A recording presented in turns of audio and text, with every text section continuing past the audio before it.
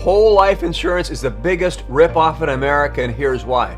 Number one, it costs 20 times as much as term insurance. So for every $100 you pay per month, you can get the same amount of term insurance for $5 a month. Number two, studies show the investment returns average 1% per year versus 10% with the S&P 500 index. Number three, the cash value you were building up, when you die, the insurance company keeps it, not your family. Number four, the IRS calls the returns tax-free simply because it's, quote, a return of a deliberate overcharge. In other words, they charge you too much, and then they give you some of that back, and they call it a tax-free dividend.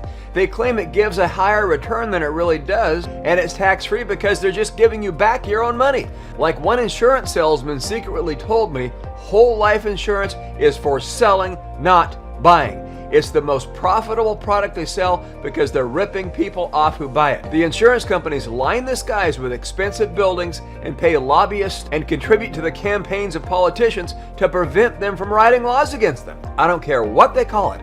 Whole life, universal life, infinite banking, stay away like the plague. Buy term insurance and invest the difference in an S&P 500 index fund over a 40-year working lifetime.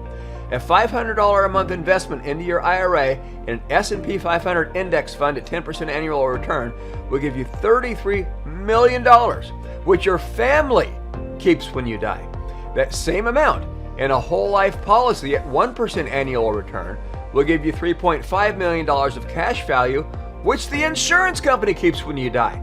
Seek financial advice from a licensed financial advisor and not an insurance salesman. Promise me?